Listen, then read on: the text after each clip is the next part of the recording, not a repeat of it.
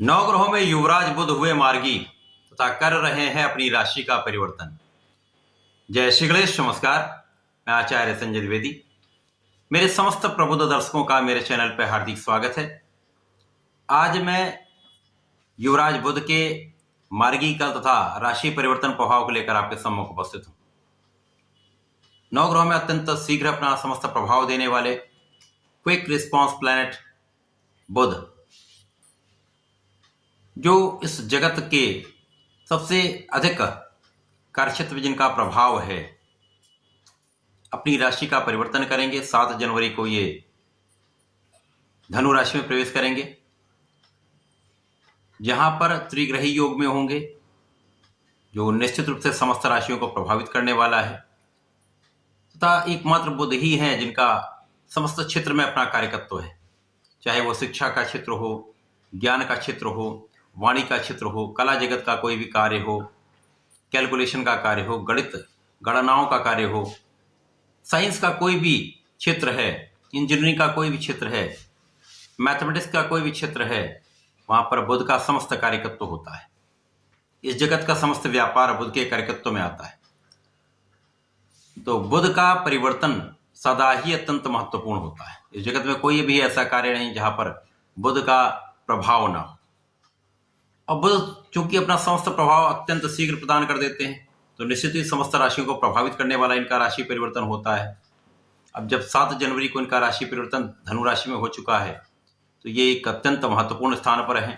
यहाँ पर धनु राशि के स्वामी गुरुदेव बृहस्पति हैं, उनकी दृष्टि प्रभाव में होंगे। उनके साथ एक सीधा संबंध बनेगा, जिससे कुछ विशेष राजयोगों का निर्माण होगा। ये राजयोग निश्चित रूप से कुछ विशेष लाभ भी देने वाले हैं। परंतु ये जो योग है वो अलग अलग राशियों के लिए अलग अलग भाव में बनेगा, अलग अलग स्थानों पे बनेगा, उसी के अनुसार ही परिणाम की प्राप्ति होगी। आज मैं कर्क राशि के लिए बुध के राशि परिवर्तन का क्या प्रभाव मिलने वाला है, किस प्रकार के लाभ मिल सकते हैं, कौन सा भाव अत्यंत प्रबल हो जाएगा तथा कहां पर समस्या आ सकती है, उसका क्या निराकरण है, संपूर्ण विश्लेषण मैं पूर्ण तर्क के साथ करने जा रहा हूं। प्रिय दर्शकों, ये राशिफल आपके चंद्र राशि पर आधारित है, अर्थात आपकी जन्म कुंडली में यदि 4 नंबर में चंद्रमा का गोचर है तो आपकी कर्क राशि है। कर्क राशि चंद्रमा की ही राशि है, जहां पर मन का विचलन अत्यंत शीघ्र होता है, डिविएशन माइंड का बहुत शीघ्र होता है। तो यहां पर बुध, जो कि द्वादश के स्वामी तथा पराक्रमेश हैं, इनका गोचर आपके 6ष्ठम भाव में हो रहा है। त्रिक भाव में किसी भी ग्रह का बल कम हो जाता है, वो अपना संपूर्ण प्रभाव नहीं दे पाते, क्षमता में कमी आ जाती है। अब वो चूंकि 1 माह में इनका परिवर्तन होता है, अब ये जब यहाँ पर त्रिक भाव में, जो कि 6ष्ठम भाव रोग ऋण शत्रु का भाव है, यहाँ पर गोचर करना प्रारंभ करेंगे, तो धनु राशि में होकर धनु राशि के स्वामी जो कि 10म भाव में गोचर कर रहे हैं, इनके दृष्टि प्रभाव में होंगे, तो कुछ विशेष लाभ भी मिलेंगे तथा कहीं पर कुछ समस्या भी आ सकती है। सर्वप्रथम तो यहाँ पर आपके परिश्रम में कमी होगी। परिश्रम में कमी इस कारण से भी हो सकती है, कहीं ना कहीं कुछ एलर्जी की संभावना दिख रही है, कुछ मौसम के रोगों की संभावना दिख रही है, स्किन से संबंधित कुछ समस्याएं हो सकती हैं, बालों या नाखूनों से संबंधित कोई समस्या हो सकती है, जिसके कारण आपके परिश्रम में कुछ कमी हो सकती है। तो यहाँ आपको अपना संपूर्ण ध्यान रखना होगा। परंतु यहाँ पर बुध आपके द्वादश के भी स्वामी, जो कि व्यय का भाव है, क्षय का भाव है, ये भी एक त्रिक भाव है। यहां पर बुध का एक विशेष राजयोग का निर्माण हो रहा है, जो आपको अपव्यय से बचाएगा। यदि आपके पास धन का आगमन हो रहा है, उसका अन्यथा व्यय हो रहा है, तो ये एक समस्या है। परंतु आपके पास धन का निरंतर आगमन हो रहा है, धन का किसी अनावश्यक कार्य में व्यय नहीं हो रहा है, तो ये भी एक लाभ है। इसी प्रकार से कानूनी समस्याओं में जो आपके पक्ष के लोग हैं, वो आपके समस्त साथ में होंगे, आपका पक्ष वहां पर बलवान रहने वाला है। इसी प्रकार से ऋण के उतारने में बहुत कुछ आप सक्षम हो पाएंगे,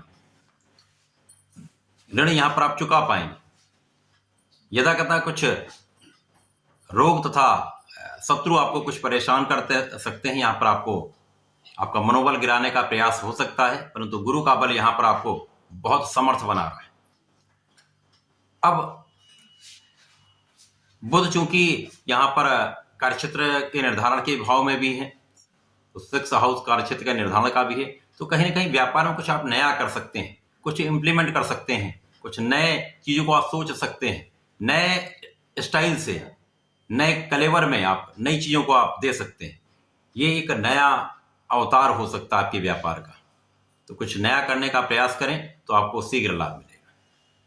इसी प्रकार से यहाँ पर वाणी का भाव कुछ दूषित हो सकता है, वाणी से कुछ आपके कार्यों में समस्याएं आ सकती, कुछ विवाद की संभावना दिखती है, परंतु समस्त समस्याओं से आप उबर भी जाएंगे, निकल भी जाएंगे। आप इन समस्याओं से पार पाते हुए लाभ भी लेंगे। अब क्योंकि यहाँ पर लोगों का उतना सहयोग नहीं मिलेगा, जो आपके स्वार्थी मित्र हैं आपसे दूर हो जाएंगे।